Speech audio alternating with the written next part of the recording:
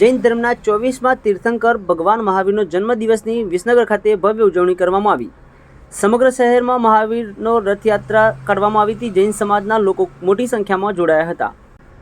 મહાવીર જન્મ કલ્યાણ પ્રસંગે સમાજમાં ચારેય સમુદાયના ચારેય ફિરકાઓમાં આનંદ છવાયો છે। જ્યારે સવારે ચંદન પાર્ક મહાવીર ભગવાનના જૈન દેરાસરથી ભગવાન મહાવીરનો રથયાત્રા કાઢવામાં આવી હતી। ભગવાન મહાવીરનો રથ જૈન સમાજના યુવાનો તેમજ અગ્રણીઓ દ્વારા ખેંચવામાં આવ્યો હતો। આ રથયાત્રામાં વિસનગરના જૈન મુનિ સાહેબ પણ જોડાયા હતા, જેમાં 2 ચાંદીના રથ, 1 બગી અને બેન્ડ સાથે નીકળેલી આ શોભાયાત્રામાં ગુરુ ભગવાન સાથે ખૂબ મોટી સંખ્યામાં જૈન સમાજના અગ્રણીઓ અને યુવાનો ઉપરાંત મહિલાઓ જોડાઈ હતી। ખાસ યાત્રા ચંદન પાર્કથી railway circle, police line, tower બજાર, માયા બજાર, મુખ્ય બજાર, મંડી બજાર થઈને પારેખ પોળના ઉપાશ્રય ખાતે રથયાત્રા પહોંચી હતી, જ્યાં આજના દિવસે સમસ્ત જૈન સમાજના સ્વામી વાત્સલ્યનો પ્રસંગ ઉજવવામાં આવ્યો હતો અને ભેગા થઈને ભોજન પણ કરવામાં આવ્યું હતું। સમસ્ત જૈન સ્વામી સમાજ દ્વારા આ પ્રસંગે મોટી સંખ્યામાં ઉજવણી કરવામાં આવી હતી। રથયાત્રાના માર્ગો પર શરબત, ઠંડુ પાણી વગેરે સેવા વિસનગર વેપારીઓ દ્વારા કરવામાં આવી હતી। સમગ્ર રથયાત્રામાં દરેકનો બુંદીનો પ્રસાદ પણ અહીં વિતરણ કરવામાં આવ્યો હતો।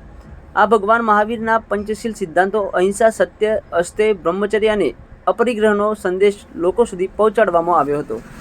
Online TV news Farooq Memon, Kheralu.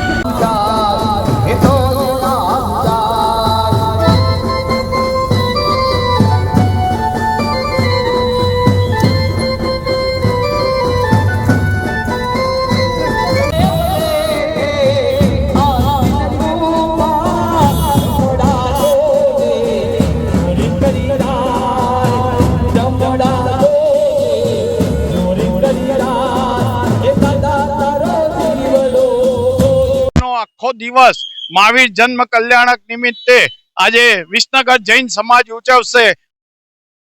આનંદનો માહોલ છે અને આજે સવારે અમે અહીંથી રથયાત્રા રૂપે પ્રભુ મહાવીરને મહાવીર સ્વામી દેરાસર ચંદન પાર્કથી લઈને સમસ્ત રાજમાર્ગ ઉપર ફરીને બજારમાં થઈ અને ઉપાશ્રયમાં જઈશું। ત્યાં મહાવીર સ્વામીનો ગુણાનુવાદ ગુરુ ભગવાન કરશે। એ પછી અમે બપોરે બધા સાથે 3 દરવાજા ટાવરની વચ્ચે જશે અને ત્યાંથી માયા બજાર થઈને લાલ દરવાજા, ચોકસી બજાર થઈને અને પારેખપોર આ અમારી રથયાત્રા ઉતરશે અને ત્યાં ગુણાનુવાદ થશે। રથયાત્રામાં 1 બગી ગાડી, 2 ચાંદીના રથ અને સાજન માજન રહેશે। સાથે